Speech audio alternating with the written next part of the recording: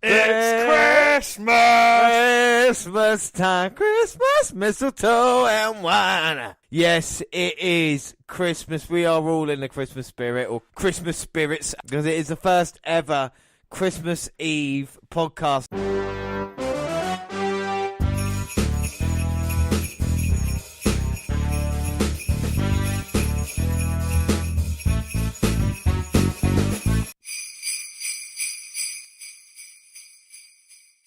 We are still here at the Christmas cottage. Do not forget about that. But we've got a few drinks on the go at the moment. We're going to have all the stuff of Christmas. Dan, how has your Christmas been? Are you looking forward to Christmas Day tomorrow? It has been great. There's the house is full of joy. There's lots of decorations about. We've got our tree. We've got our log fire burning away. And we've been on the Christmas spirits. Exactly, we have. So this could be a joyous episode. Don't forget, later on, we bring you the 3rd Annual WNR Awards. We'll be giving you all the new categories, 20 categories in that one here tonight. But let's start off, because like we say, it is our first ever Christmas Eve pod.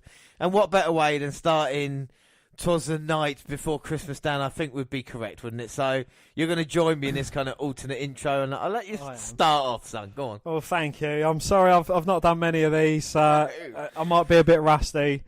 But 'twas the night before Christmas, when all through the house not a creature was stirring, not even a mouse. The stockings were hung by the chimney with care, in hopes that soon would be there. Now Dasher, now Dancer, now Prancer and Vixen, on Comet, on Cupid, on Donner and Blitzen. To the top of the porch, to the top of the wall. Now dash away, dash away, dash away all. He spoke not a word, but went straight to his work, and filled all the stockings, then turned with a jerk. And laying his finger aside of his nose, and giving a nod, up the chimney he rose. He sprang to his sleigh, to his team, gave a whistle, and away they all flew, like the down of a thistle. But I heard him explain, ere he drove out of sight, Happy Christmas to all, and to all a good night. There you go, that's from the WNR podcast. Thanks for listening, everybody. Oh no, we got the show now. So we're starting off, we're all in great moods. And, Dan, what we do, and we're going to do something special now, because we do it every year. We did it last year on the WNR podcast. Presents, and of course, together for a year, it means so much to both us and what we do. And last year I was a bit unhappy that I had got you something and you hadn't got me something. But this year, of course, I've got you a present. Wait a minute, you can hear it, lovely wrapped up. It's all there, Dan. And what have you got for me? I have got. He's done it again, everybody. I didn't realise. I got all wrapped up in the Christmas spirit. But you got all those presents underneath your tree, and none of them are for me. No, they're all mine. They're all you. I mean, they're all to me from our followers and listeners. Did you not get any from? No, I didn't get any from the fact. Is that?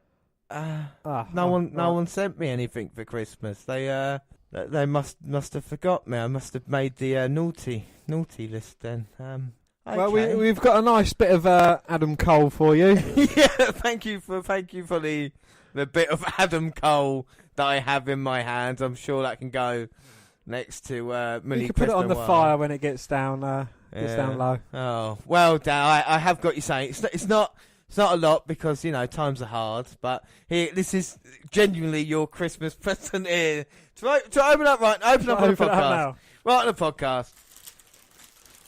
Oh, so excited. Oh. What is it? It is a T-shirt of the new, undefeated, undisputed NXT champion, Andrade Cien Almas. Yes, I thought you'd be happy. There's a couple of extra things there. What's that? Press that. A fuck it button. Press it in the microphone. This was a lady from Nantucket whose casual refrain was always, fuck it. We have. Fuck it there, why don't ya? So we got a fuck it button now. That'll be getting used a lot when we're mentioning Enzo. Yeah. And wait a minute, a little Christmas special. What is it, Dan? It is Dan Santa's secret elf. Yeah, it is. And that is from your mum, actually. That is from my mum. She gave. Do you want to just read the first page and just let everybody know what it's about?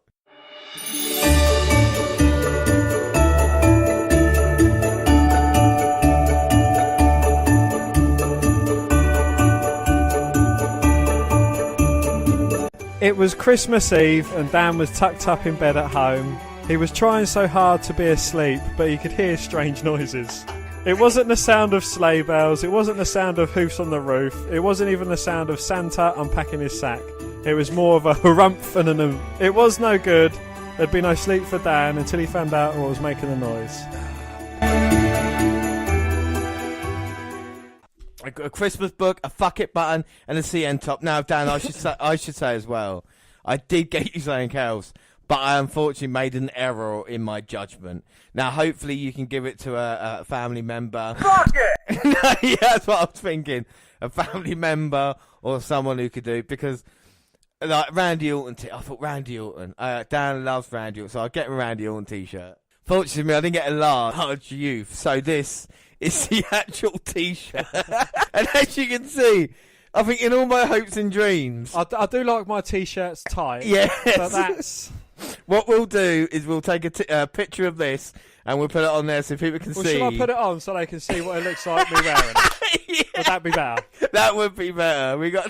It's a real shame. That's a cool t-shirt to have. I hope you can give it to a family member of your choosing. Of course, we'll post all these pictures up when we release this podcast so everybody can hear it and watch it as well. I think we are generally evolving into a photographic podcast. Photographic? Well, I think we want to wait until your beard's grown back before we take any pictures of you. Yeah, I know. You look like, I've shocked the wrestling world. This week I've shocked the wrestling world. I have had a shave. So we're going to move on now. So we did this last year. And I just want to take a few moments for those lost wrestlers this year. If we could just take a second of silence, please, Dan. I'm just going to prepare my sad voice. Yeah. Right, no. Okay, and let's read out the talent we lost. So, Rosa Mendez retired. Jack Swagger should release after requesting it. Simon Gotch. Austin Aries. My pick for the CWC. Ho Ho Lung. Eva Marie. Everybody's favourite. Emma. Darren Young. Because she was shit. Summer Rae. Big Sawyer Fulton. The incredible James Ellsworth. And a man that brought us the most legendary entrance themes of all time, and that is Jim Johnson. And out of the list, him and Austin Aries are probably going to be the most sorely missed. Yeah, I think so. I think Emma was probably the biggest news of the year, but that, of course, Neville's not on the list yet. We should say other NXT talent, WWE broadcasting talent have also been released. Chris Atkins, Andrea DeMarco, Theophilus Agby, Leo Gao, and Josh Bredel. So there we go. That's the people we have lost. But it is Christmas time. We've done the presents early. I know it's only Christmas Eve, but we are just about ready for the WNR Awards 2017. But what we're going to do first, we want to read you through the kind of categories and what our picks were. So we run through the 2015-2016 awards, and then we'll start you with the 2017 awards. So, yeah, 2015 awards, I mean, this is all the way back when Jad was a part. Of course, I've not included his choices because they no longer matter. So, Wrestler of the Year, I went for Seth Rollins. And I went for his tag team partner and Shield buddy, Dean Ambrose. Yeah, no, I enjoyed that. Entrance of the Year, Dan? Mine was the Wyatts. Yep, just the Wyatts. I listened back to it, and it was just Wyatts, but... I asked you which one. You said when the lights go out and they go out. So I wasn't the I best. think you've been smart there. No, I went for Undertaker at Survivor Series when he came out. And they showed the video of like the 25 years of the dead man, which pay-per-view. Yeah, pay-per-view of the year. It's an interesting choice from you. I went for Beast in the East, Yeah. which was a main event of Brock Lesnar going against I think Kofi Kingston. Brock Lesnar against Kingston. Yeah, no, because of the main event, I think it was Owens versus Balor. For the NXT title, yeah. I think that's what took you over. Speaking of the NXT events, NXT TakeOver Brooklyn, the first ever one was my pay-per-view of the year. Match of the year was from that as well, and that was Bayley versus Banks at Brooklyn. My match of the year was Balor versus Neville at TakeOver. Women of the year, Dan, who was your woman of the year? My woman of the year was Bayley. Yeah, Bayley, that's understandable. Mine was Sasha Banks, of course. I picked her for match of the year anyway. Underrated.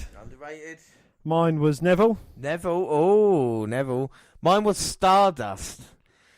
And it was interesting because I heard myself back and I actually said, like, the Cody Rhodes character could do a lot more with Stardust. He's kind of stuck there, and I think he's underrated. So I'll give myself points for that. One to watch. I don't know whose was I worse. don't know. Mine was Ryback. Ryback, who was then released in 2016. Or mine was Apollo Crews, who just kind of didn't get used at all, you know. Tag Team of the Year 2015. Mine was Dash and Dawson. Very, very, I thought smart pick, especially back then when it was in NXT days. Weren't even a revival yet. I picked The New Day as my Tag Team of the Year because they were dominating at that time. Move of the Year, Dan, finally. Mine was the most prettiest high-flying manoeuvre available, and that was the Red Arrow. Yeah, so it showed you were a fan of Neville, didn't it? You know, saying he was your underrated one, and of course that. And mine was a pop-up powerbomb from Kevin Owens. It obviously made his debut in 2015 in WWE, and yeah, my move of the year. So 2016 awards, we'll run through them as well, and we'll see the similarities between both and if they've changed or not. So rest of the year 2016, both went AJ Styles. We both agreed it was AJ Styles rest of the year. We went different the year before, went the same on now. Well, he obviously made his debut early on in 2016 at the Royal Rumble, coming in at number 3 to a huge reaction. And just throughout that whole year, he became heavyweight champion, or world champion, as it's known as now. And yeah, brilliant matches, and just completely created a stir. Entrance in 2016? Mine was Nakamura at TakeOver, when there was just hundreds of violins, violin after violin after violin after violin, coming out and playing him down to the ring. Mine was TakeOver Brooklyn with Bobby Roode, where I still get shivers down my spine. There was a piano playing with that. Women of the Year. Woman of the Year, and we both went for Banks. Sasha Banks. Yeah. You for the second year in a row. Yeah. Will it be third time lucky for Sasha Banks, you know? She won it, I mean, obviously she moved up to the main roster in 2016, but I must have been a fan. I think that was just headlining the pay-per-view with Charlotte at Hell in a Cell that she did. And, Sasha Banks, obviously you picked her as well. Underrated, Dan, for your year? I went for Cesaro.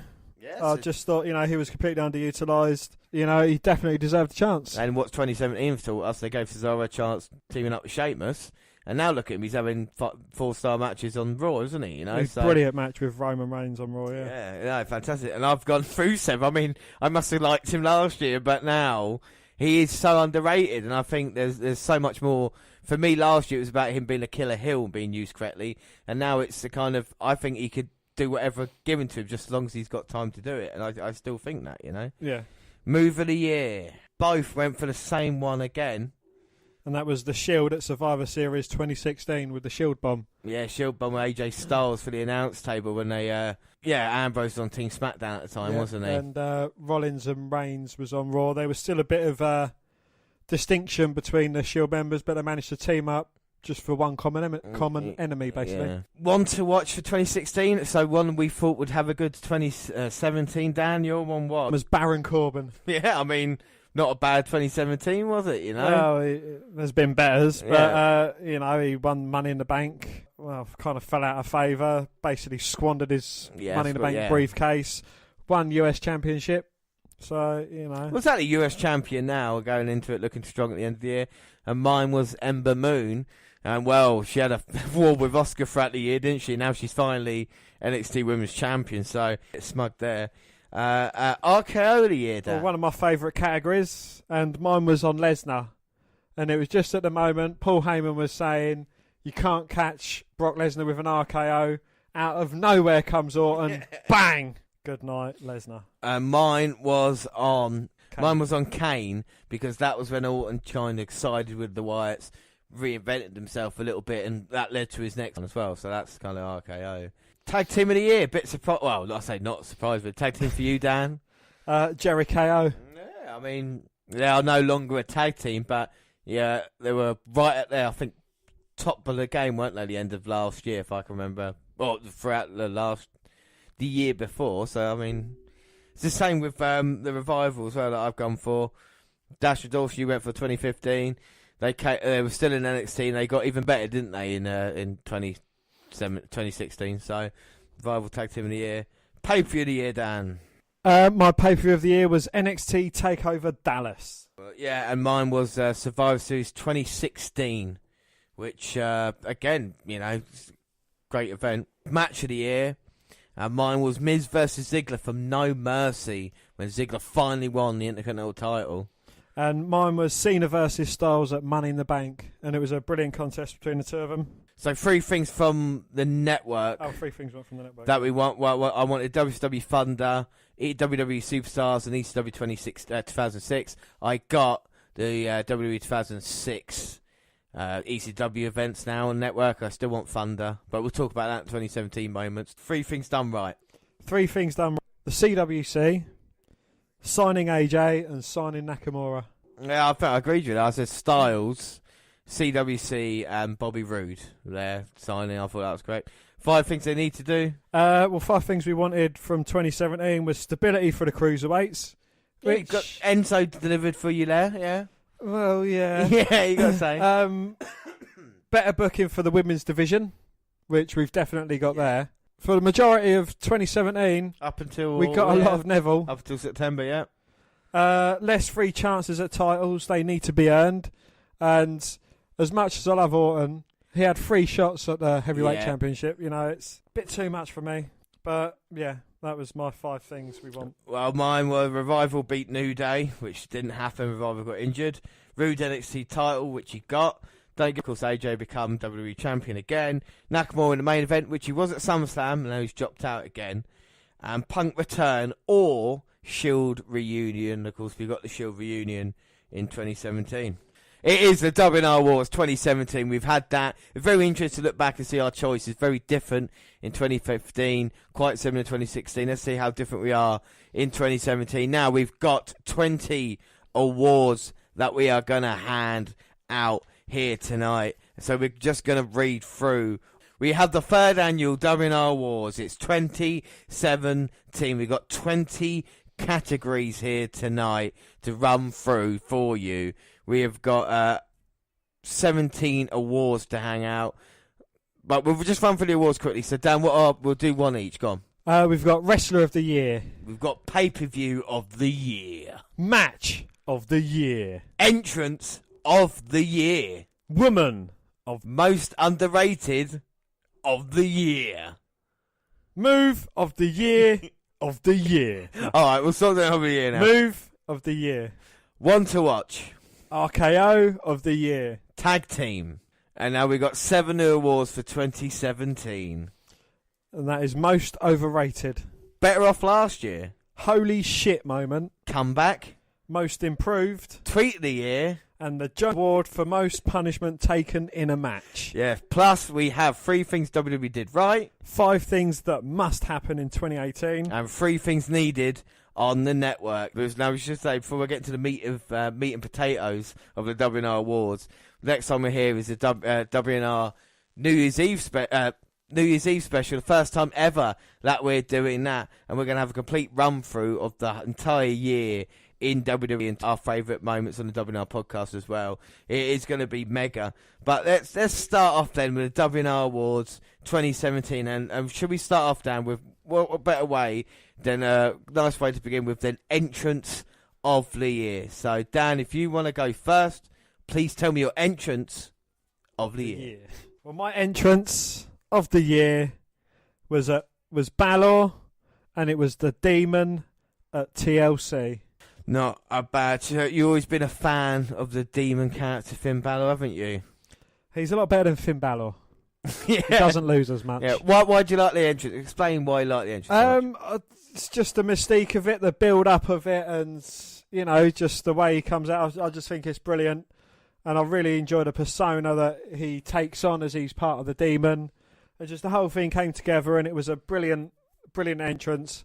And plus, there wasn't a lot of other choice. No, I think that's what we'll find. I mean, I'm going to give you my pick now. Unfortunately, it's not the same. It is Drew McIntyre's entrance at NXT TakeOver Brooklyn 3 when he came out with the guys playing the bagpipes, and it was such a incredible entrance. But even at WrestleMania this year, because of the size of the ramp, it wasn't a great entrance.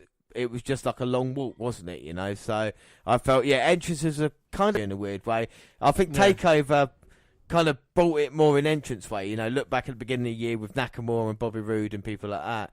You think, oh yeah, even though they're on SmackDown now, it's kind of turned into a basic entrance as opposed to something special. But You know, that is entrance of the year. Right, Dan, your award now. What's next? I'm going to go for one of our new awards, and it is Tweet of the Year. Yeah, so I'll go first then, seeing as you went first last time.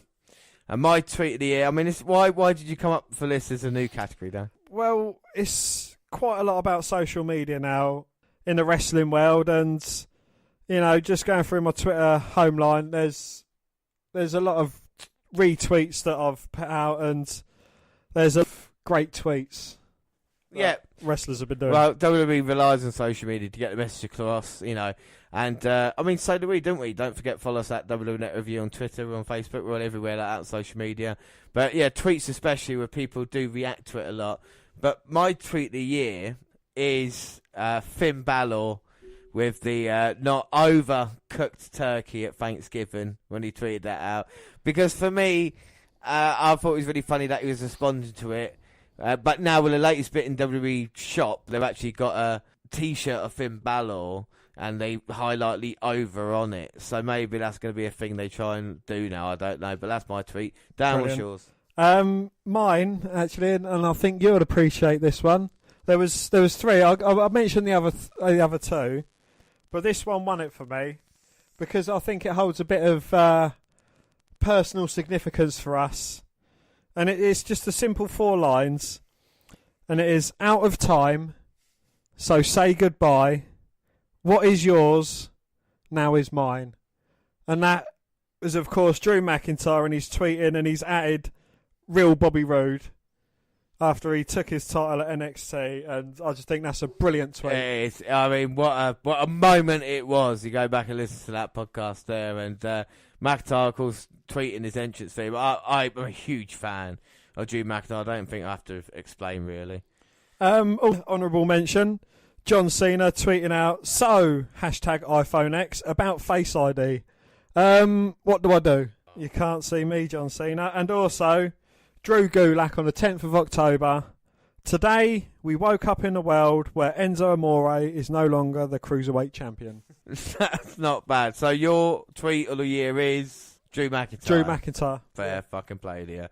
Right, so one of my awards, and I have to give this out because I came up with this way back in May, I think, with NXT TakeOver Chicago. The Johnny Gargano Award for most punishment taken in a match. And that goes to Johnny Gargano at NXT TakeOver Chicago in a ladder match where he got destroyed by the Authors of Pain. But that wasn't it, Dan, was it? No, it wasn't. His tag team partner, Tommaso Ciampa, also turned on him after the match and planted him through an announce table. So how is that for luck for Johnny Gargano? So congratulations, Johnny. You do win, and this will be a continued prize. The Johnny Gargano Award for most punishment taken in a match.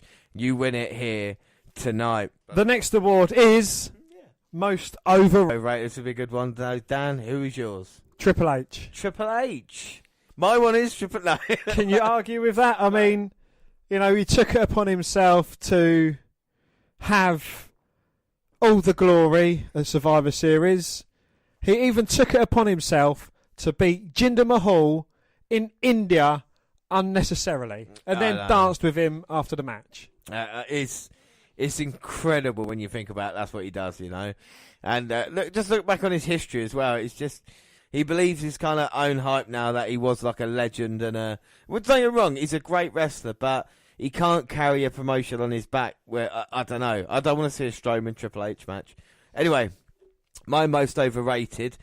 Now, this might surprise a few. I'm saying Brock Lesnar. Now, I'm a huge fan of Lesnar. I have been since he made his debut way back when. But problem is for me is that now he's no longer caring about being a good wrestler anymore. And people might disagree with me there, but I feel the learning the trade and the way he was before he left WWE the first time was a lot better than he is now. It's just the same old thing. It's going to have a match, no matter who it's against. It's a suplex. Oh, recover, might take a little bit of punishment. Recover, F5, win. He's done that countless times. You know, Goldberg match at WrestleMania was the same, kind of 10 minutes match, that was done. The Braun Strowman match was the same, 10 minutes and then done. This Samoa Joe match. If he's in a multiple person match, he'll lay down for 20 minutes, get stretched it out, come back, F5 and win. Yeah, I think it's definitely a cardio issue as well with him, like how much he gets blown up. In the AJ Styles match at Survivor Series, I know people will probably talk about it in a bit, the Match of the Year awards, people are saying that is there. I mean, Lesnar, getting out of breath after 5 minutes and AJ having to carry him. For me, Lesnar, it might be better now for him to go away for a little while or try something else, because this is just, for me, it's just not. Well, I love Brock Lesnar, but I can no longer get excited when I know the match is not going to be anything. And when you consider like he had a WrestleMania match with Dean Ambrose and like just completely destroyed him, it gained. And for me, that's why he's most underrated. I'm sorry I ranted a little bit there, but I mean it's overrated for me, because it's frustrating when you like someone and they just don't deliver. Do you know what I mean? Yeah. No, I see exactly. Yeah, where you come from with that. So anyway, we go on to most underrated. Now, underrated is it one of our? No, it's not. Most overrated, one of our new awards for this year. We have had most underrated before, and it's a pretty big award. You know what I mean? It's one of those that we look at every year to see. Hopefully, the talent can get used. My one this year, probably not much surprise. Ty Dillinger. Now, before I explain why Ty Dillinger, obviously I've been talking a lot last couple of minutes. Dan, do you want to tell me who your pick is and why? Well, I've actually got two. Oh, right, okay. I've got Luke Harper. I think he was brilliant in the feud when it was Bray Wyatt. Now, he played a great part in that. I think he's brilliant in the ring. And, I'm not sure teaming him up with Eric Rowan for the Bludgeon Brothers, they have been doing quite well of recently, but I just don't think that's the right move for him. And also, Mark Andrews. I mean, we've seen him in brilliant matches, not the best matches, but we get onto that category shortly, but, I think he's a brilliant wrestler, he's a great flyer, certainly deserves more of a chance and a better push. Yeah, I mean, he fits the 205 Live division perfectly, doesn't he? Someone in there, the way he moves and what we've seen of him this year, he definitely deserves more opportunity. With Harper, I completely agree. They've obviously gone back to this one because it helps Eric Rowan out as well, doesn't it? So, I mean, the Bludgeon Brothers, jury's out of them. I think they can be good, and I think we'll be Harper carrying it majority of times, but at least he's featured in a prominent position now. This will be interesting in the upcoming year. With Ty Dillinger, for me, underrated. There wasn't anybody more liked than Ty Dillinger in NXT since, I would say, maybe Daniel Bryan, that kind of hardcore fan base that Dillinger had, where everybody knew he'd been there for ages. He works hard every pay-per-view. He wasn't a winner, but the fans respected him. And this kind of 10 gimmick, something he built up himself, and a kind of really special. And there was a moment in time when it looked like him and Bobby Roode were going to have a feud, over if Dillinger could get the job done. And instead, he was put into Royal Rumble, which I think someone predicted on the WNR podcast, But what someone predicted he was going to enter the Rumble at number 10. Yeah, number 10. But, I mean, for me, like I said, and then he kind of get lost in the shuffle, not being used. I think it would be much better in NXT if it had been there and then used as a kind, championship opportunity against Roode and proving that he did belong there rather than kind of being lost now. I love the 10 gimmick, but I think that people are going to get bored of that soon, especially when he's not winning and the way he does it, in that respect, it's already kind of when the referee used to count people out in the ring. It's not as loud, it's not as predominant because, it'd be at 1 and everyone would be chanting 10, 2, 10, and it just doesn't ring as exciting as it did. Yeah. So the award for Better Off last year goes to Bobby Roode. Bobby Roode. You bastard. No, no. Better Off last year that we came up with to decide if someone's in a better position, obviously, than last year, who would go back in time. Ty Dillinger might be one of those guys. You've gone Bobby Roode. Why Bobby Roode exactly? Well, last year he was in NXT. He was flying very high in NXT. He was getting the credit he deserves. He was doing brilliantly. And this year, what's he done? He's feud with Dolph Ziggler. He's had a bit of a feud with Baron Corbin, and he's had another feud with Dolph Ziggler. Well, yes, it's true. It's true. Bobby Roode was just on the cusp of greatness in NXT, wasn't he? Because he was going to go forward to face my pick for Better Off last year is Shinsuke fucking Nakamura. The way he was treated at Classic Champions, Nakamura was treated at SummerSlam with Jinder Mahal not being able to beat him. Twice. Yeah, exactly. The rematch was even worse coming in. When he first came in feuding with Ziggler, don't forget, Ziggler feuded with Nakamura first. On SmackDown, that didn't work for him. The kind of rock star gimmicks faded away, and even you said on our Raw and SmackDown reviews this past month when Nakamura's been in action, it's not been a great match because do you know what I mean? He's just not connecting with the fans and he's not improving. So it's weird both got Nakamura considering they were main eventers in NXT and now this year really, really struggling, you know. But let's get a bit more positive then, and we'll do most improved of 2017. Now, most improved is another award. We want to give credit to someone who's shown even more potential, got better in ring or anything like this. So I have gone for most improved. I've gone The Miz. Dan, who have you gone for in this one? I have gone Roman Reigns. I think he's starting to come into the mantle of being the guy, you know, the big dog. He's had he's had quite a few good matches this year. Now he's reunited with the Shield. They've been getting a better response. He's been getting a better response. He's had great matches with Jason Jordan. He's had a great match with Cesaro. You know, especially towards the end of the year, he's been pulling it out of his arse, and he's certainly been working. He's been learning the trade a lot better, and you know, he's considerably improved from this guy that's just, you know, got 2-3 moves. Yeah, no, I completely agree with you. You know, Reigns has shown that he is a great in-ring performer. We've said that even at Cena, you know, compared to Cena at this time, he is a better in-ring worker than him. You could argue that he's one of the best in the business, and wrestling-wise, that he has improved on. He's not had a bad match in a while, you know, and I completely agree with you there. And like I say, with Miz, I mean, The Miz is one of the most annoying characters in WWE, you know, that kind of heelish way he's doing it.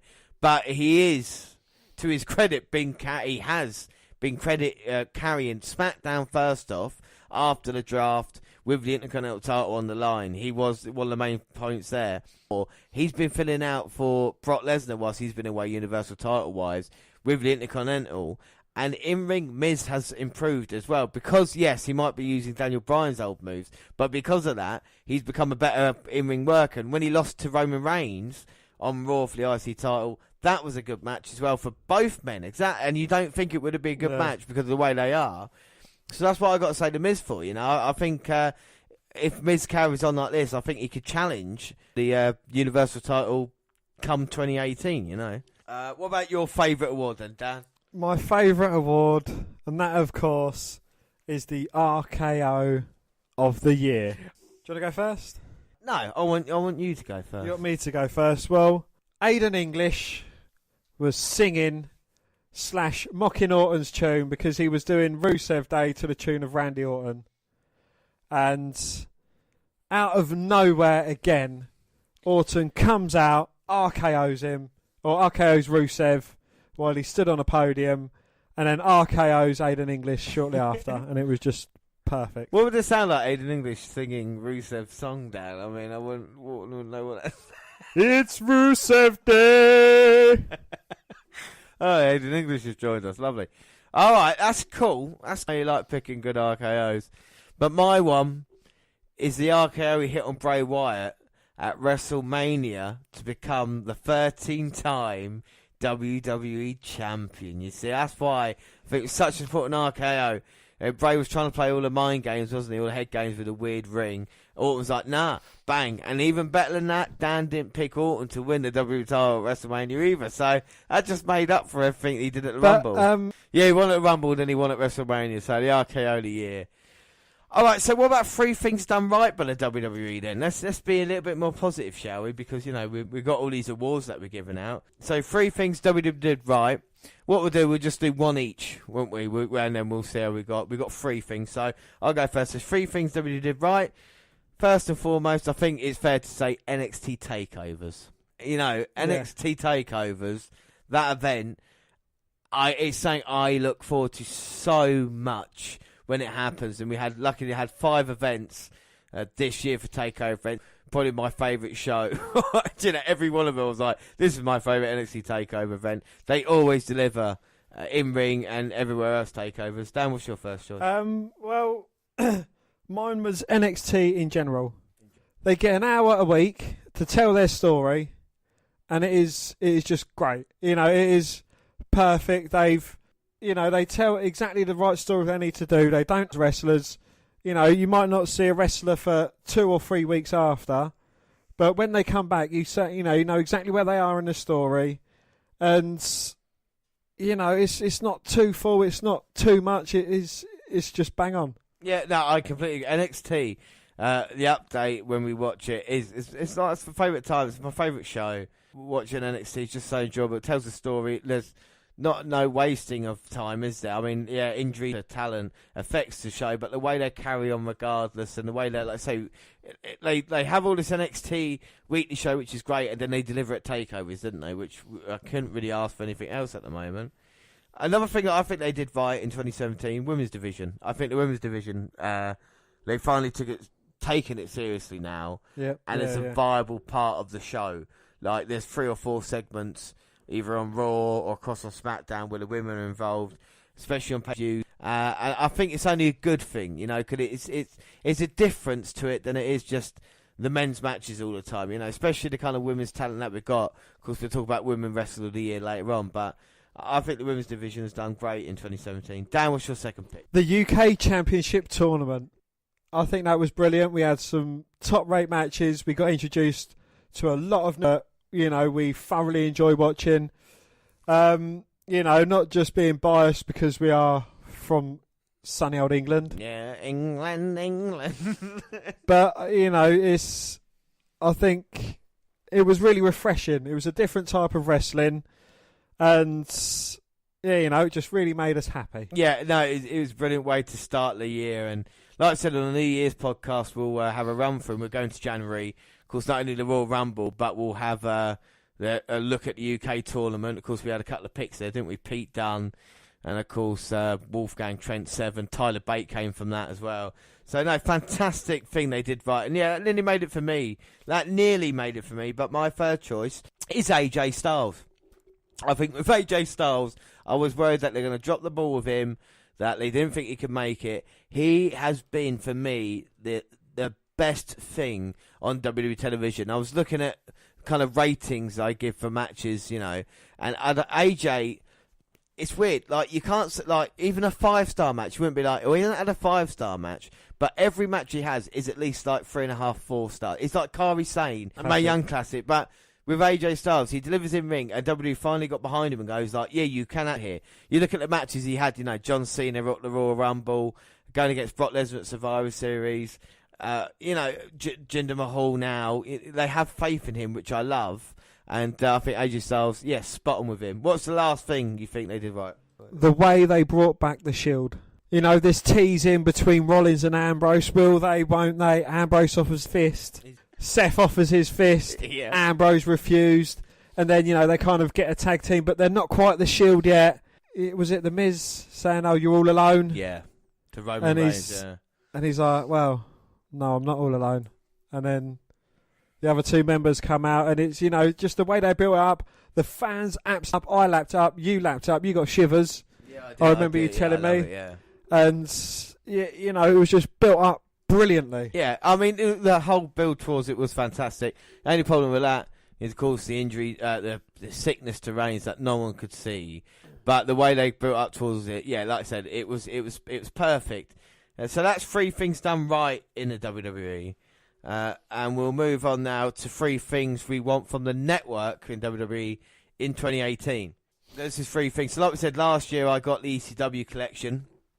I wanted in 2006, the new ECW, so to speak.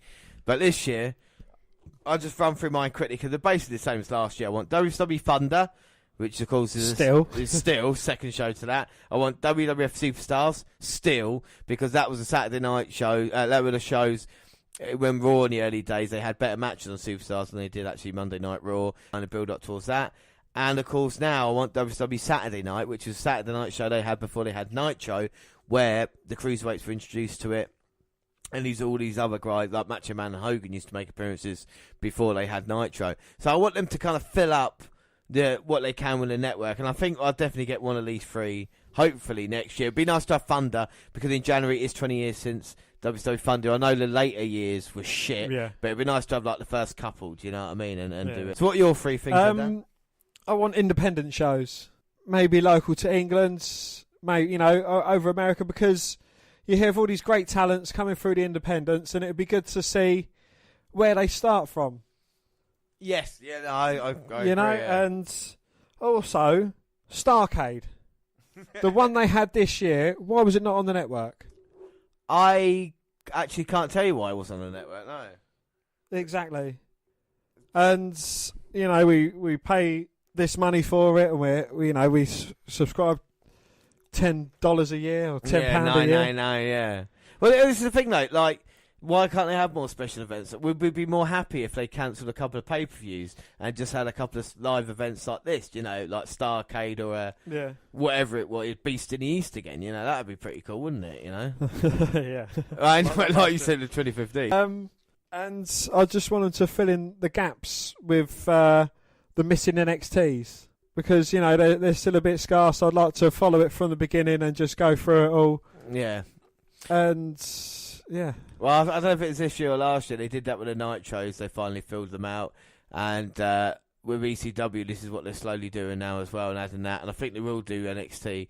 The problem is, with so much content, it makes it seem better for them that they leave it like new content a month, because then they don't dump in 15,000 hours of footage. They can do that over a year then, can't they? So yeah, but if they're going to do something like that, at least start from one, like keep the continuity going from what they've got. Start, get 1 to 20, and then build up from that.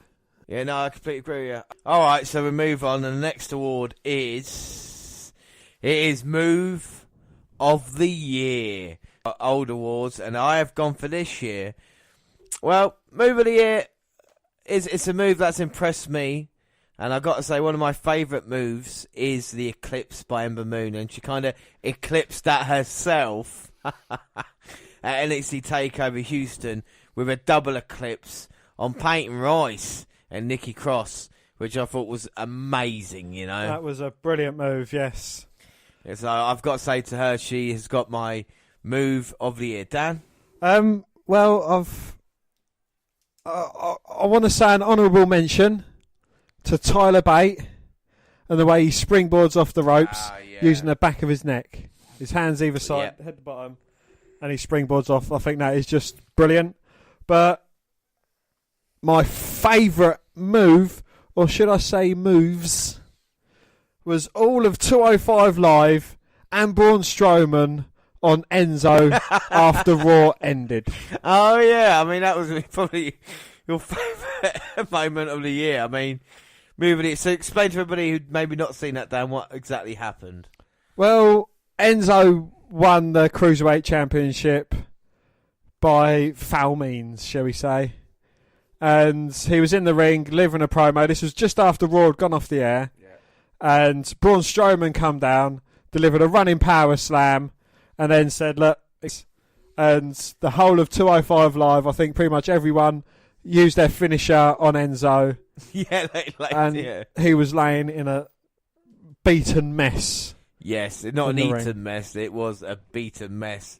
He was completely destroyed. Yeah, I think that's a great move of the year, yeah. So move of the year, Ember Moon. And Enzo Amore wins an award for you then, Dan, I'd say. Well, I think technically the award goes to all of 205 Live and Strowman. All right. Not going to argue, yeah. All right, next award. One to watch. One to watch. Now, this may not seem like a surprise to you, but mine is my boy, Aleister Black. Yeah. What reasons? He's had a great year. He had a brilliant match against Velveteen Dream. He's been challenged as such. But, he had a very good match against Adam Cole, baby, which he won convincingly.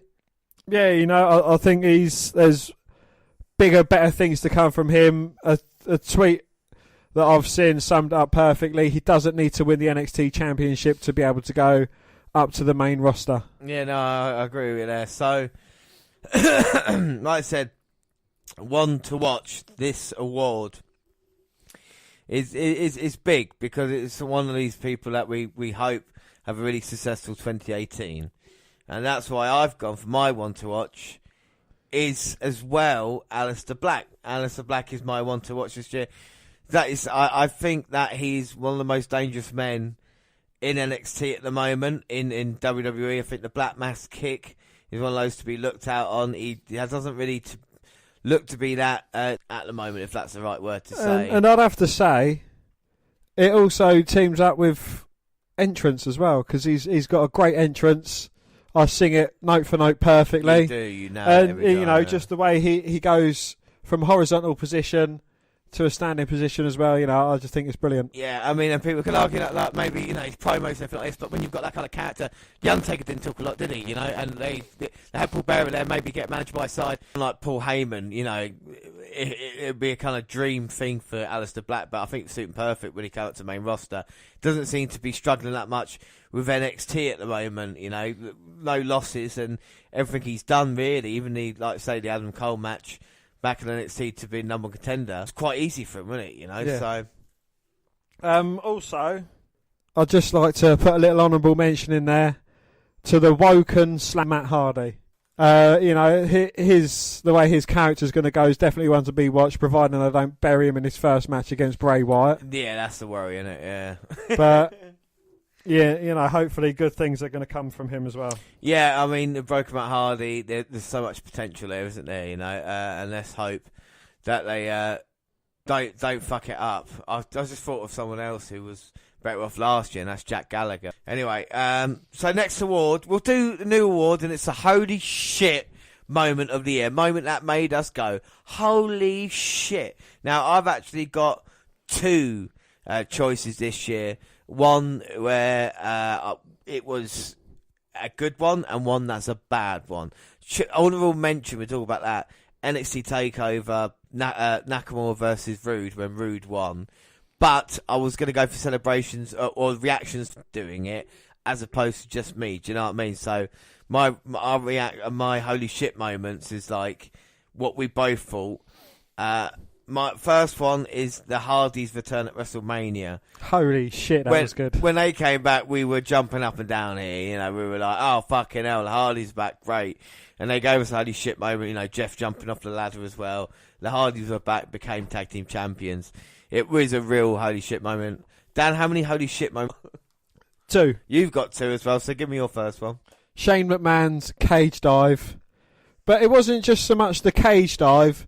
It was Sami Zayn helping out his former foe, Kevin Owens, as well. Yeah. That was a real matter. And now we've seen on SmackDown since then, the Zayn Owens connection is just getting more and more airtime as well, isn't it? Yep. So, Yep. yes, this is the thing that we want. One thing I'm worried about is Shane McMahon. I hope this time next year when we do the 4th Annual WNR Awards, we're not talking about Shane McMahon jumping off a Hell in a Cell for the 3rd time. I think, twice is quite enough for him. And my next moment, holy shit, and Dan, this is when we both couldn't believe what was going on. Jinder Mahal winning the WWE Championship from Randy Orton. We could not believe what was going on. We lost our minds at it. We nearly gave up on network and wrestling at that point in time as well. Indeed, yes. Going into the match, I'm sure we both thought it was going to be an elementary win for Randy Orton, just an easy title defence. That wasn't the case. No, it wasn't. Jinder Mahal won and then beat Orton twice more after that. What's your last holy shit moment? Super duperplex in War Games. Oh, it was not only a superplex, it was a super duperplex off the top of the War Games cage. That must have taken some cojones to even do that. Let alone, having it done to you. It was just nasty, that match, wasn't it? I think that's the word to describe War Wolf Games. Has got staples in his head. I know, yeah, and the punishment everybody took in that, and like I said, Adam Cole coming off the top.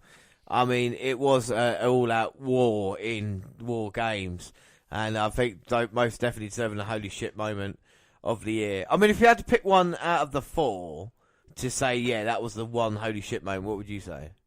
I'd have to say Hardy's return. Yeah, I'd say Hardy's return as well. So if you had to pick one out of the 4, Hardy's was probably the happiest moment this year on the podcast. The award for comeback of the year goes to Kane for me. Kane? Kane. I mean, since his return, he has looked unstoppable. He's buried Seth Rollins.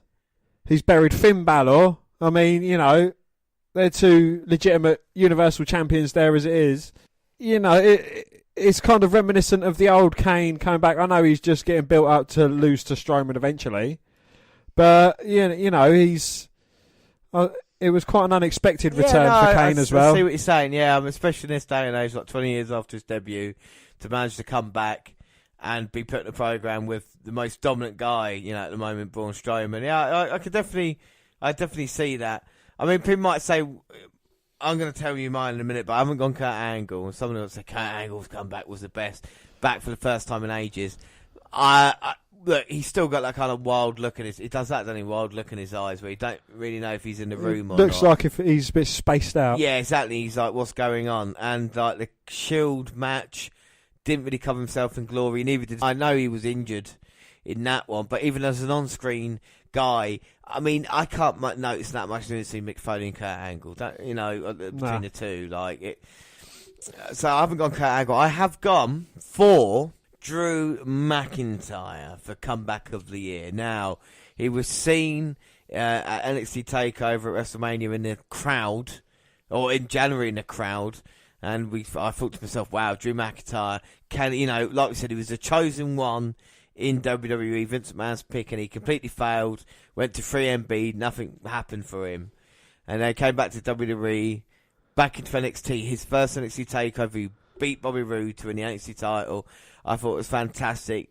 He was a champion up until, of course, like I say, Survivor Series weekend against CM, but even that was a cracking match. And I think for comeback McIntyre, when he comes back from injury, it's going to be a serious threat, even in NXT on the main for me, McIntyre.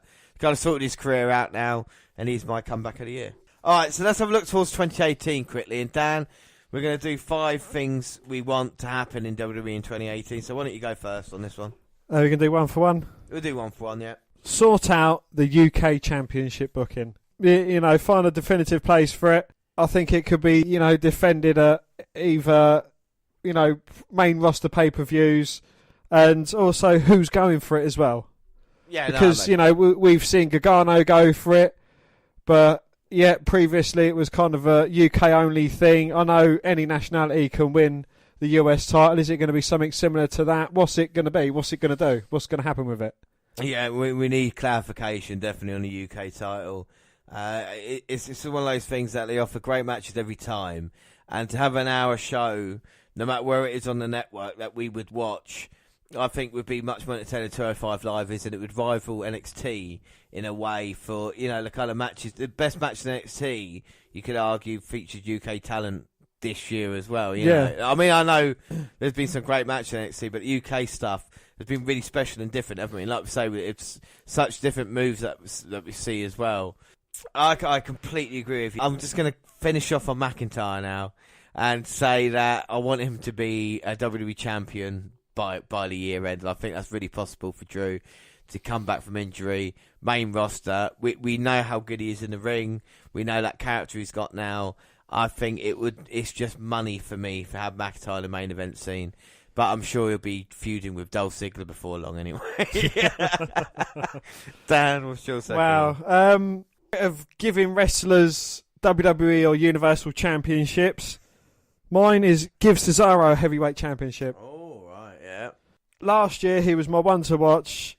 He was underrated. He pulls out brilliant matches, and I just think he deserves a WWE Championship run. I know he's been team titles, but I think he could do better than that, and I definitely think he can hold his own in the heavyweight championship division. No, I completely agree. Would you be happy with him getting it Money in the Bank way? Like winning money back, cashing it in, would you be like, oh yeah, or would you want like as long as he defends it successfully, Right, yeah. successfully and legitimately. Yeah, okay, right, yeah, no, I see your point. So they actually have a storyline of like, so actually going for the title rather than a kind of hit and run type thing. Do you know what I mean? But Yeah. so I wouldn't mind either way. Like, I wouldn't mind Triple H handing him the title. Like, I'll be like, yeah, all right, hey, champion, yay. Yeah. Speaking of former champions, a Revival, I want them to return and dominate the tag team division when they come back. We have missed such a treat with Dash and Dawson not being here. Like we say, 2015 they were Dan's tag team of the year, 2016 they were my tag team of the year, and this year, if you look at their early matches that they had against Authors of Pain as well involved, all that kind of run until they got to the main roster, they were going great guns, and then, like I say, suddenly an injury, and it goes, doesn't it? You know, so I want them to come back and just, you know, not necessarily be tag teams, but tag team champions, but to just show legitimate dominant force. Exactly, show what they can do. Yeah. Mine, they need to stop having too many of the same match. We saw 3 events, and as much as I love Orton, 3 main events of him going against Jinder Mahal. Yeah.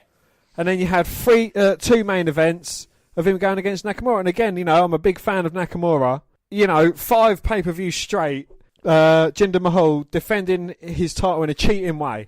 Yeah. It's boring. Yeah, no, I completely agree with you there. You know, exactly. And the thing is, when you have the same matches on Raw and SmackDown, they kind of, you know, or you have a pay-per-view match and then next night you have a pay-per-view rematch. And it's like, well, what's the point of that pay-per-view match if you are just going to have it the next, you know, you keep repeating it. Yeah. And like Finn Balor versus Bray Wyatt, never-ending matches, feud, never fucking ended. Do you know what I mean? It was just like, why are you doing it? It had to have Bray Wyatt be ill for them to stop doing it. It was just kind of, and like I say, it does get repetitive as well. And I think that's one of the reasons I skip through Raw and SmackDown. You know, not in a bad way, but just kind of like, oh God Almighty, you know. Good. I've made really good choice. I'm patronising. Good choices, Dan. My one's don't give up on pushes. The thing is about a wrestler is if you get behind him, you start giving them victories and you start building them up. There was no point just then stopping or having them just bring up losses again. It's like Nakamura. If he comes in and you said he's a rock star, he's the king, then don't have him go Dolph Ziggler and people like that and struggling to beat him. Have him dominant and then put him into matches, and when he does go against Jinder Mahal, have him winning, get behind Nakamura and see how successful he can be, rather than saying he's not ready yet. The same with Cesaro or Balor. Give them that chance, and let's see what they can do. And let them prove themselves. Exactly. And give them a run, and then after a year, if Raw ratings slide down, if pay-per-view numbers dwell, you know, if network subscribers fall, then you can say, oh, Balor or Nakamura didn't make. But we cannot go back to bringing old wrestlers in if we're not giving it. Like Braun Strowman, he was so dominant at the beginning of the year, we thought he was going to win the Rumble, and then all of a sudden he got eliminated in the Rumble, didn't win by Baron Corbin. Got eliminated in the Andre the Giant Memorial Battle Royal at WrestleMania, and then it was like, right, let's build Strowman up again. It's like, yeah, okay, don't give up on Strowman now. Don't have him lose to Kane. Don't have him just lose to Lesnar.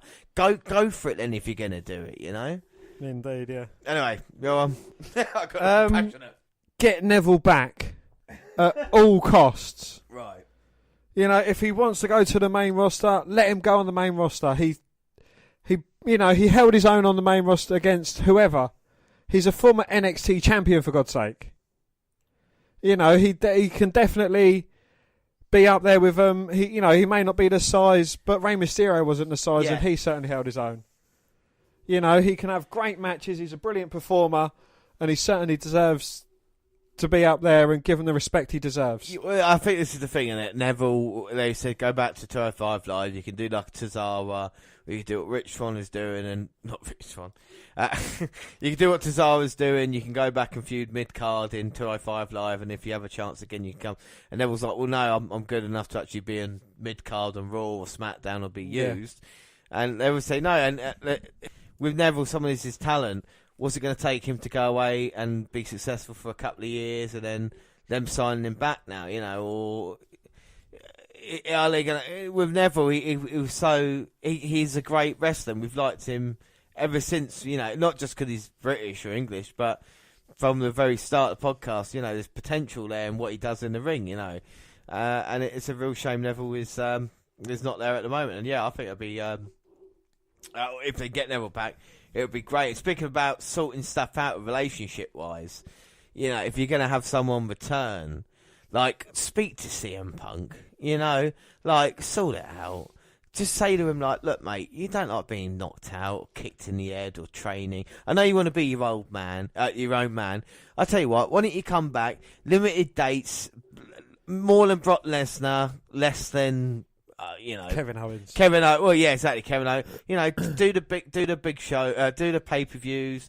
Do a couple of, you know, London of O2, you know, just talking about shows to do, you know, go do them, and come back. We'll give you fucking this amount of money, and you can do what you want. You can finally headline WrestleMania, and I think the CM Punk return just makes sense for everybody because he is the kind of he is so over, he's unbelievable. Yeah, and the thing is, I don't want people or WWE to forget the kind of influence CM Punk had in the WWE. I know people say it's crazy, but without CM Punk and Daniel Bryan, we wouldn't have this kind of... And this is my worry about Bryan leaving maybe end of next year, is these guys came in, they were Ring of Honor guys, no one gave them a chance, they became main eventers in their own right, became characters in their own right, gave a chance. That's why we've got the Shield, Seth Rollins, that's why we've got Dean Ambrose, that's why we've got Adam Cole and Aleister Black, and all these guys that came in for the opportunity.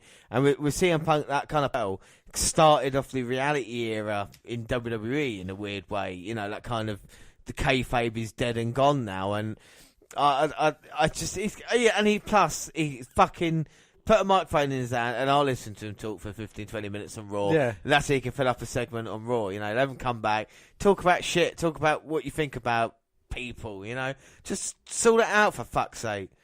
Anyway, Dan, last one. Well, mine teams up with and get Neville back. Get rid of Enzo fucking Amore. He's awful. He can't fucking wrestle to save his life.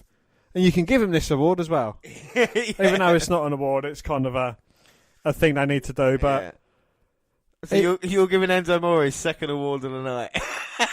well, if that's what it takes to get him out of the WWE, then he can have it. But I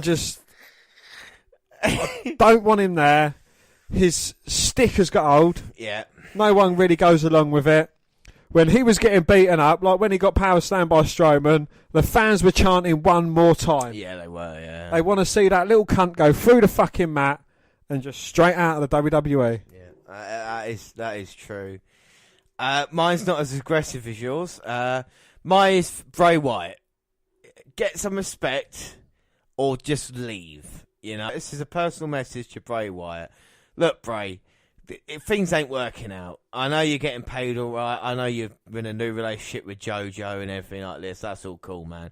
But like this Bray Wyatt thing, it hasn't been good. You know, they haven't been fair to you, and you need to kind of put your foot down. And if it means you going away and finding another character, sorting it out, that's what you need to do, because this kind of feud with Woken Matt Hardy.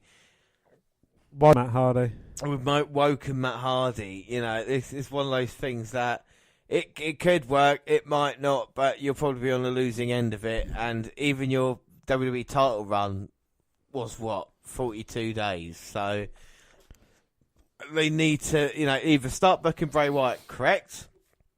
I think it's too late now for Bray Wyatt to be like an Undertaker type figure now. I think the aura's gone. I think he just not won enough. The big matches he doesn't do well in. I think it's time for him to look, you know, Bo Dallas is available. Stick them together as a tag team. Have them feud with the Bludgeon Brothers about it. You know, brothers versus brothers. Do it that way. Have Bo Wyatt, what the fuck you want to do in that way. Bo leaving Bray. Bo leaving Bray, you know. And, you know, just...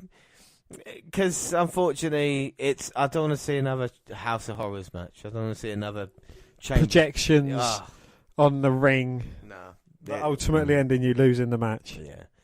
All right, so let's cheer ourselves up a little bit. So now we've got 1, 2, 3, 4. We've got 5 awards left, and they are the 5 biggest awards in WNR. On the WNR Awards.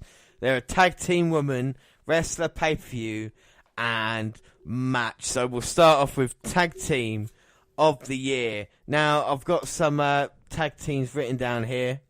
I have got Authors of Pain, New Day, The Bar, DIY, and the Hardys.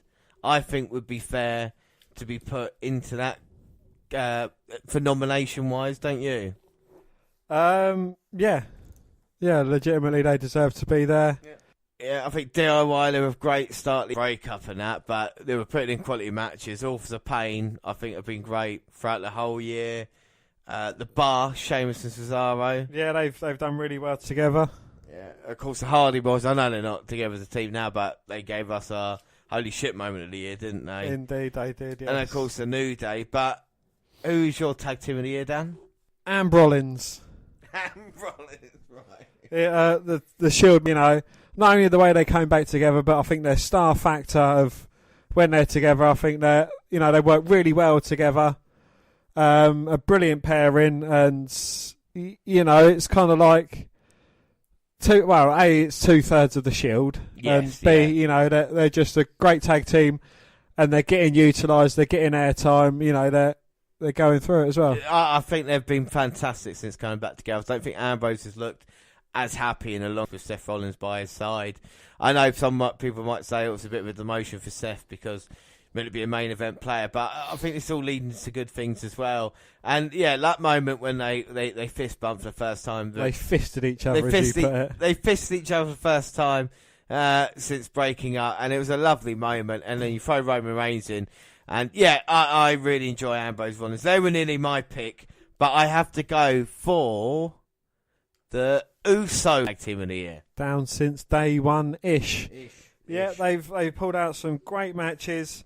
Since their heel turn, I think they've been a phenomenal tag team, and they've got rid of the face paint. They got rid of the thing. They're kind of going back on a face-ish turn ish. See what I've done there? Ish, yeah. But they've had great matches, especially their chemistry with the New Day. They've had, yeah. I mean, we'll for a good part of the year. We'll probably talk about that match of the year as well. But I mean, you could have 2 or 3 of their matches that they had with the New Day. Hell in a Cell, SummerSlam kickoff, and with the Usos. Well, I wasn't saying I was expecting them to have a good year. And they've really performed in ring, Jimmy and Jay, and that's why I got to say they've been my tag team, because I've enjoyed every Uso match or segment that I've seen. It's not been boring. They've even been quite entertaining on the mic as well, and I hope they don't go a kind of more babyface route. But I think it's good that they can do it. They can do the kind of face paint, loving the kids, and then they can do the kind of hillside, the kind of thing that they got. But Uso's my tag team of the year. Also, I'd like to put an honourable mention out there for the great well-oiled machine of Orton and Nakamura. Oh. Yes, Orton and Nakamura have teamed up more times than the Revival have in WWE this year. Indeed. All right, so we move on to the Women's Award. Dan, do you want to give out who we think, if you want to add anyone to that list, you want to read out the people who are in contention for this award? Charlotte Flair, Alexa Bliss, Kairi Sane, Ember Moon, and Nikki Cross. Oh, yeah. Well, I mean, Nikki Cross, she's been a breath of fresh air, hasn't she, in NXT? She has. She is as crazy as a barrel of fucking spanners. And she is just completely unhinged. It's not just her when she's wrestling, but when she's in the corner of sanity, she's so energetic. She's always going about her ways, and, she is brilliant. Yeah. You can't fault her. You can't. It is quite incredible, and especially when you put in a match that she had with Oscar for the last woman standing, and some of her performances this year have been absolutely great. Ember Moon again, talk about her finally winning a women's title, coming so close to it. No one's ever come that close to beating Oscar. She injured. I don't think anyone ever will. I don't know. Injured her, broke her collarbone, still couldn't get the job done. Ember Moon's women's champion now. We've got Kairi Sane. I mean, she was just phenomenal in the Mae Young Classic. Every single was in. It was a 4 or plus star match. And, just again, her character, we was a bit concerned about another Asian woman trying to replace Oscar after she had gone up to the main roster. But she is completely different to Oscar. But yeah, she's still just as great. She impresses us every week. And yeah, she's brilliant. Yeah, I mean, honestly, yeah. I can't say it better myself. Called Charlotte Flair, SmackDown Women's Champion at the moment. Always, I got to say, she's getting better and better in ring. And I'm becoming a fan of Charlotte Flair now. And I think she deserves credit for being up there on SmackDown and doing what she's doing. Alexa Bliss. What more can I say about Alexa Bliss? She is the first ever Raw and SmackDown Women's Champion. She's held the title for best part of the year. Yep. She's the most beautiful woman on the WWE roster, aside from Randy Orton, but he's not a woman. She's great on the mic.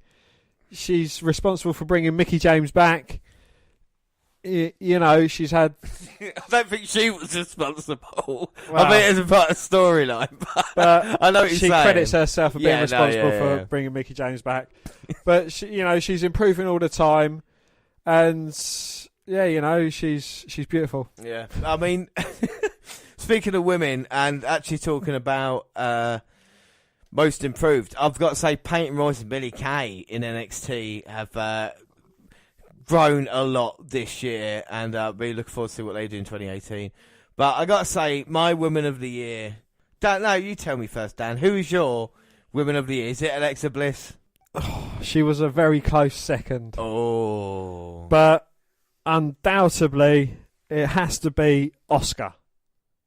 No one is ready for Asuka. James, if yours is different... I'm going to eat my hat and I'm going to eat your socks. You're going to eat my what? Socks. Socks. Well, I've gone Alicia Fox. No, I haven't. I have gone, yes, for Asuka. I can't believe she hasn't won it before. This award. It's the first time Asuka is winning it. She thinks it's rubbery that she's winning the award. No, it's the first time Asuka has won the award on the WNR podcast. She's by far Women of the Year. I mean, what can we say about Asuka? There's nothing. I'm a bit disappointed by her early booking on Raw, but after defeating Dana Brooke in record time, and I've also got to say that not in contention was your 2-time winner of the Woman of the Year. Yes. My last year's Woman of the Year, Bayley. Becky Lynch was not mentioned. Yep. She wasn't. No, the 4 horsewomen falling off the back. Bayley, yeah, Bayley, Lynch. Only Charlotte was mentioned at the 4. They've fallen off, haven't they? And coincidentally, even Jared's 2015 Woman of the Year, Paige. Well, she's finally come back now. She's finally come back. She had a brilliant reception when she came back, but again, not really much of a mention for Ruby Riott. She's had some good matches in NXT. I don't think she's kind of... she's just a poor man's Paige. And a weird thing to say as well is the women's Money in the Bank. Carmella's not even mentioned on the list. Sorry, who? Carmella is not even on the list, Like, what's she not there for? Natalia. Nice shoes. So, I mean, there's a few there, isn't there? Nice shoes. Naomi had a great WrestleMania, but unfortunately just didn't make the cut. And like I say, we were waiting for the Sasha Banks Bayley feud all year, and we never really got it. But we move on to my favourite subject, men. Next award is the WNR. It's the Wrestler of the Year, one of the most prestigious awards. We have only got 3 left now, and Rest of the Year is one that the wrestlers fight for. I got to say, my Rest of the Year, I'm going to say it, Dan. The people in contention are... Brock Lesnar. After you just cunted him off saying he's the most overrated wrestler. He's a Universal Champion. He has been most of the year. Randy Orton. Hey, Randy. Roman Reigns. Boo. Nah. CN. Yes, of course. Your undisputed new NXT Champion of the World. Jinder Mahal. Go on, next you're going to say Enzo. Mojo Rawley. Hey, he gets your vote. Dan, we're doing Rest of the Year. We haven't got anybody in contention because there's only one man this year who gets the award. It's the man who's delivered most in ring. It's the best wrestler in the world, in the WWE, on the WNR podcast, and his name, Dan, is AJ Styles. Yes, the wrestler of the year for both of us in 2017, again, 2 years running, is AJ Styles. What can be said about the phenomenal one? I'd like to put an honourable mention. You didn't mention him in your shortlist, and that is for Braun, the monster among men, Strowman. He tipped over a fucking ambulance, James. Was it in our holy shit moments? He thrown into the back of a garbage truck. Was it in our Then he changed the colour of the garbage truck while he was inside and revealed himself to the Miz. Not himself. Do you want to see my monster among cocks? Look at this. Right, look, just to talk about AJ Styles here. Come on, let's get back to the subject. All right, anyway, AJ Styles. No, wait a minute. Let's just wait on it. Look. So a new collection came out, right? AJ Styles, Beyond Phenomenal, right? This is... instant chemistry. Right, forget about 2016 because that's...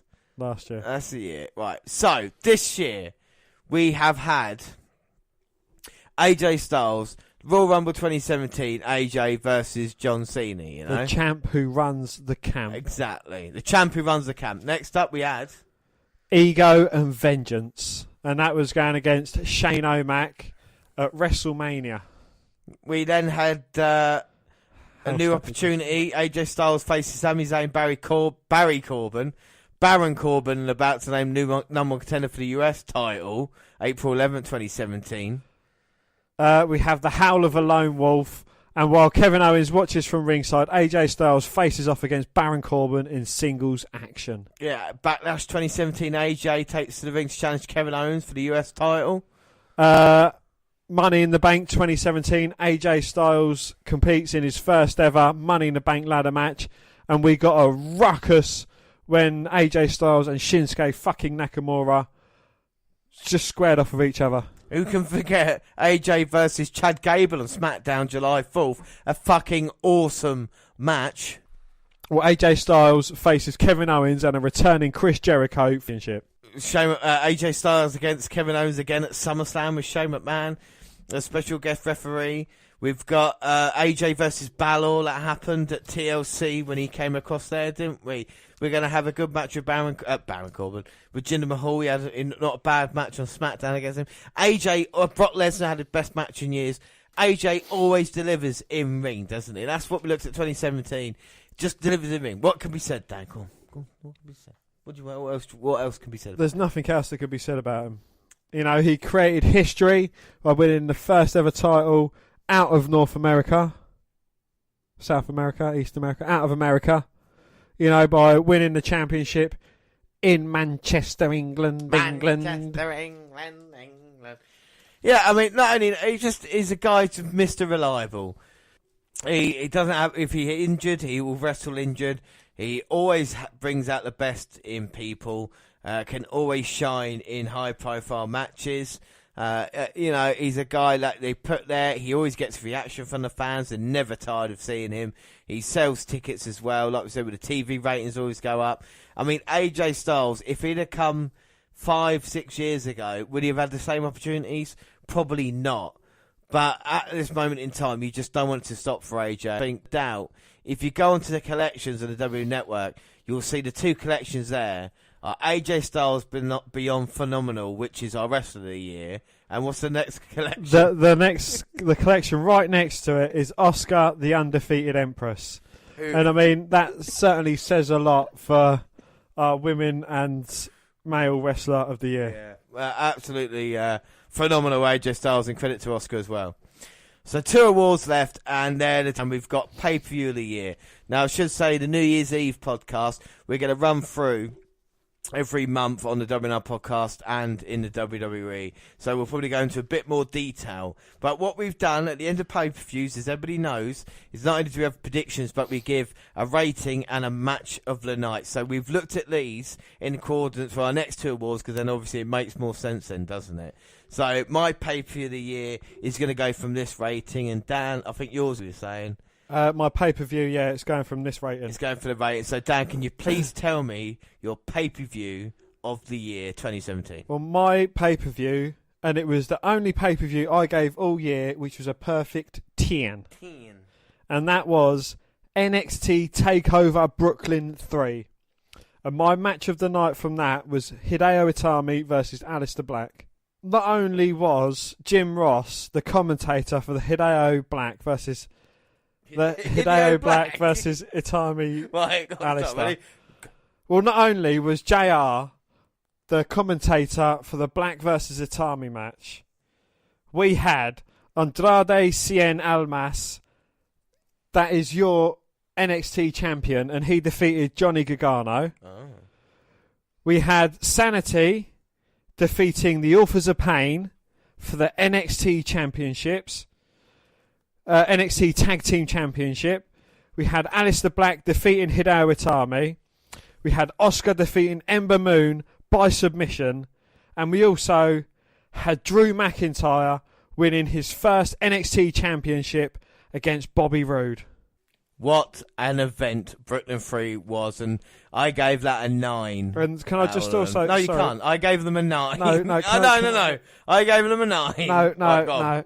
And after the tag team match, you had Bobby Fish and Kyle O'Reilly attacking Sanity and the Authors of Pain after, performing Chasing the Dragon on Eric Young.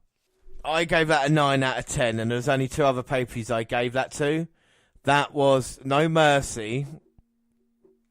No Mercy! I don't know why I gave it to No Mercy for. I have no idea. I must have been extremely drunk at the time.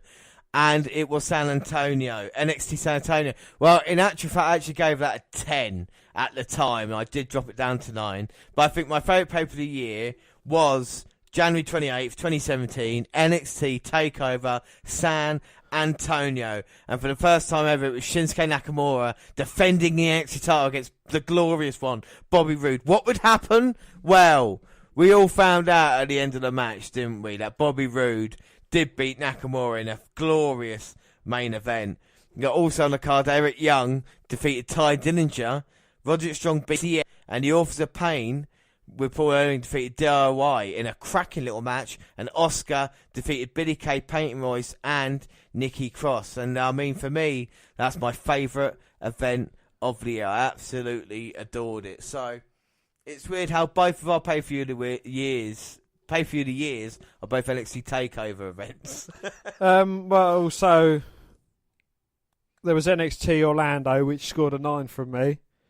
And that featured Sanity defeating Cassius Ohno, Roderick Strong, Ruby Riott, and Ty Dillinger. Aleister Black defeating CN. Authors of Pain defeating DIY and The Revival. Oscar against Ember Moon again, and Bobby Roode going against Shinsuke Nakamura. Alright, so now we've got one award left, and it's the biggest award of the night, of the year. It is the WNR Podcast Match of the Year. Now, we've got a lot, and I say a lot. We've got a lot of contenders this year. So we're just going to run through a few that we've got, Dan, aren't we? So you've got your list of matches there?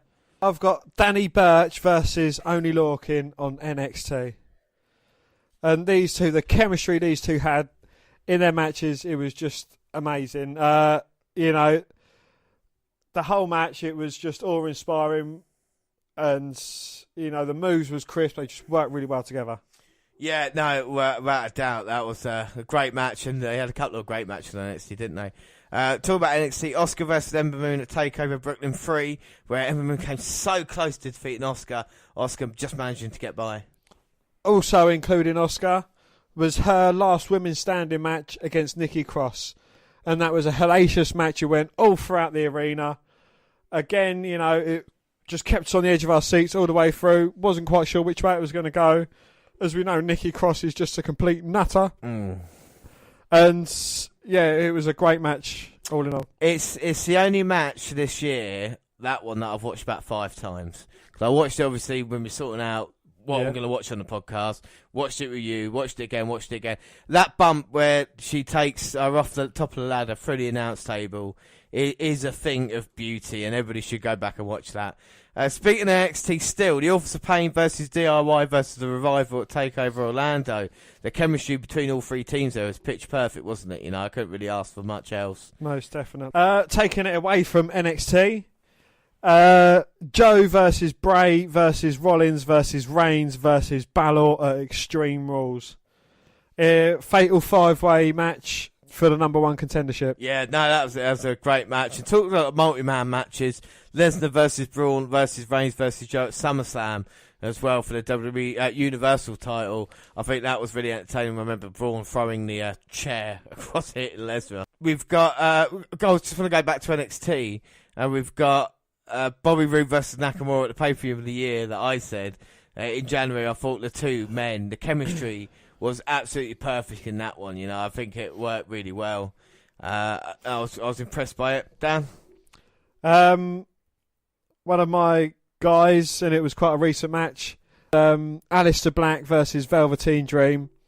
When Aleister Black finally said Velveteen's name, and gave him the respect he was looking for. It was a perfect length of a feud. It told a brilliant story. Back and forth was great. And,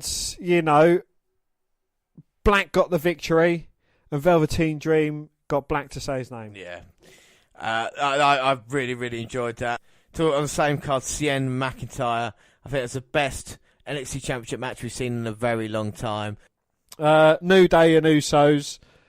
To be honest, I can't put my finger on a specific match because they had about 3 or 4 great matches.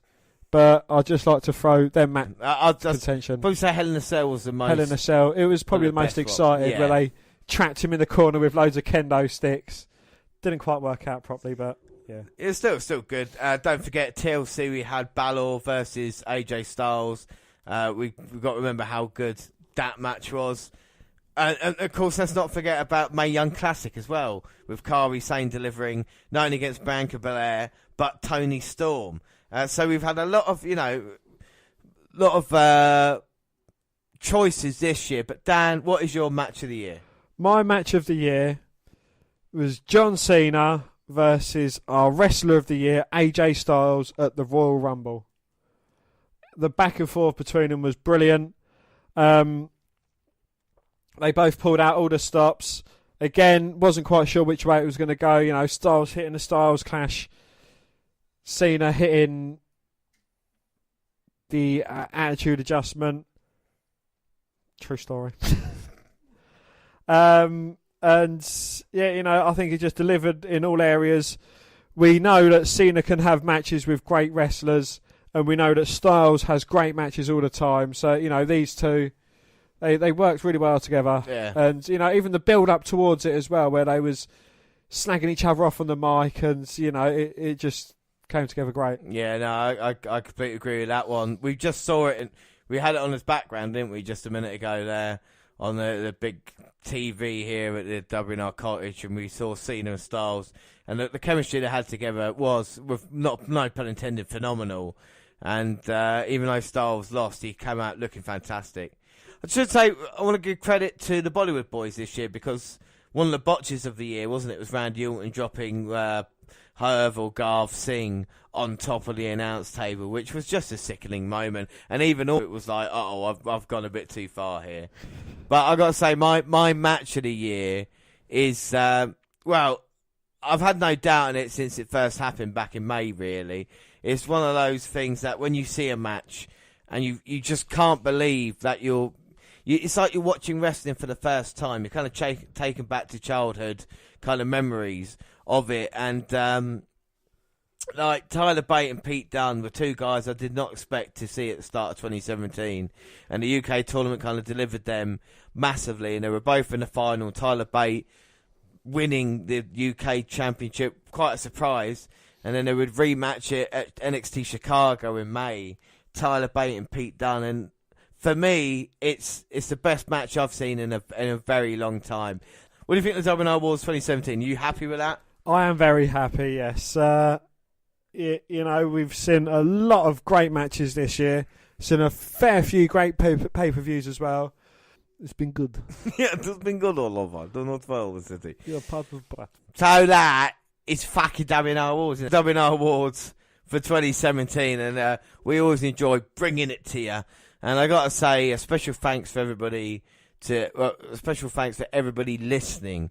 We couldn't do this podcast without you. Well, we could, but it just wouldn't be very good, really. I mean, we wouldn't have people listening to it. And we'd just like to thank you for your tremendous support, especially around the live shows and everybody coming out and sending us messages, following us everywhere. And it's like we didn't expect, in it, Dan. You know? And also, you can vote for your WNR Podcaster of the Year, be it James or be it myself. I know I'm going to get most of the votes, but I thought I'd give James a little chance because, you know, he didn't get any Christmas presents off all of our great listeners. Look, all right. So if people want to tweet in or let us know who you think's better between me or Dan, let us know before the New Year's Eve special. Read out the result. Then, if we get it, if I like it, if not, we ain't doing it. No, I mean, like, the support that we've had on here is incredible, isn't it, Dan? We've had some great support. Yeah, we've got our regulars that constantly tweet us. Mark Tardis, he's always giving his 2 cents. He seems to find it funny when I'm pronouncing Japanese names. Yeah. Or, he's, don't be a dick or something. Don't be a dick, yeah, when he was saying that. Jimmy Evans. So just shout out to some of the people who have either followed, liked us and talked about us over the past few days. We've got Gordon Stratus. We've got Daryl Moore, thank you very much. Stan O'Mac, Ali Sosa, who liked one of our shows, and you've been following us now. It's very nice. Brendan Dave Conroy, shout out to you, mate. We've got Jenny Borgman, Matthew Lee, Robot Pizza Van, thanks. You got David Greer, Calidaris, Matt Hughes, Taylor Eros, I hope I'm pronouncing that right. I wonder if it's you that are doing the doing the podcast. Wilbur Schneider. Yeah, son. Al Diddy, Kedder and Jay, Crystal Clear, Midwest Coast Podcast. No, fuck that.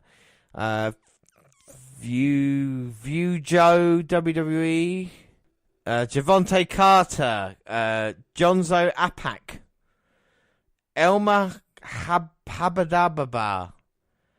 Yeah, so loads of people on Twitter, so thank you very much. Thank you very much everywhere. And, to contact us if you want to know how to, well, this is Christmas, and don't forget, tomorrow at Christmas, we're going to have all the Christmas meals. It's going to be lovely, isn't it, Dan? What are you cooking tomorrow? Of course, I'm getting up of dawn and saying, Dawn, get off my face. Yay! No, I'm getting up early. I'm putting a nice, plump turkey in the oven with all the trimmings. We've got festive Christmas pudding. We've got cups of eggnog. We're just going to get straight into the Christmas cheer.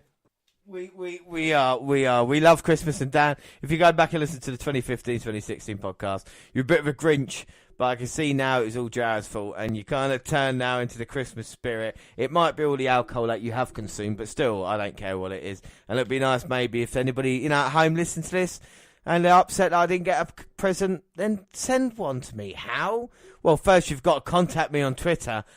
We're at WWE Network Review, or at Vince McDan, WWE. Yeah, send those presents to at J_Rollins on Twitter. I'll let you know what to do with them.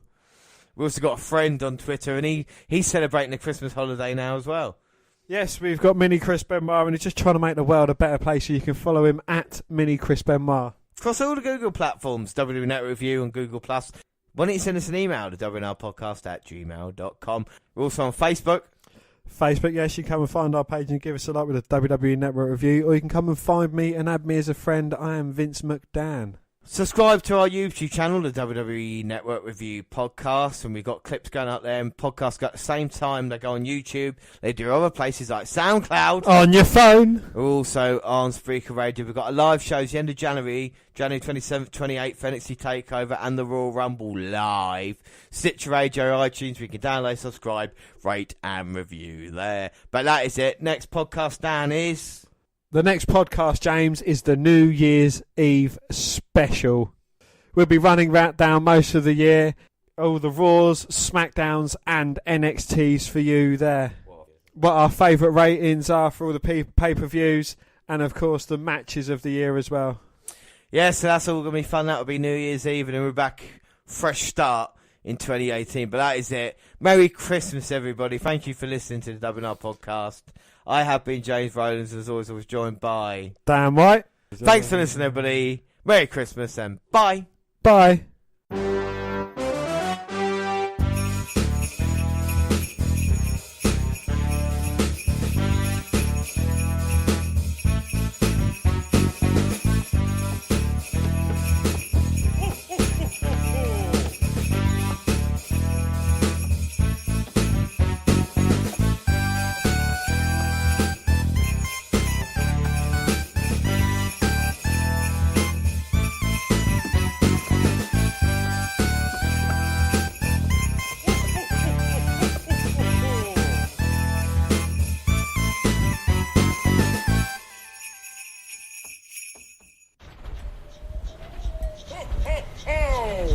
Merry Christmas, everybody!